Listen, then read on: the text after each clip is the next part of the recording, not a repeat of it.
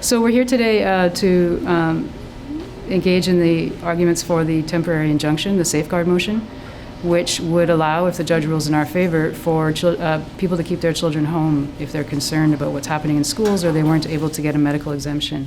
I mean, we're 6 plaintiffs, but there are possibly thousands or hundreds of thousands of families interested in this. In fact, I'm hearing from more families all the time, not only those families who couldn't get a medical exemption, but those families who are concerned about what they're seeing in their schools now that school has gone back. Our argument will be, on the one hand, that the directives that they've passed are not law, and it's an administrative argument, and that they cannot create distinctions between people without full legislation, and that in any event, the decisions about sending a child to school in a pandemic are of that uniquely personal nature that belong to each individual or each family, and therefore they bring into play the Charter of Rights. For some parents who are unable to send their kids back to school this year, the only other available option right now is homeschooling, which would imply leaving their schools and losing their spots.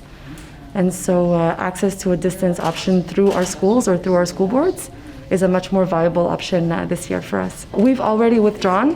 This week we withdrew and we registered for homeschooling because the uncertainty was just too great for us.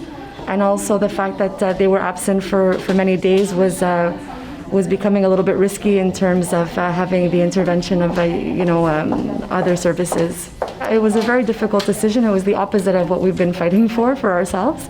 But as a family, we made that decision for ourselves. I just hope that there will be other choices available to other parents after today.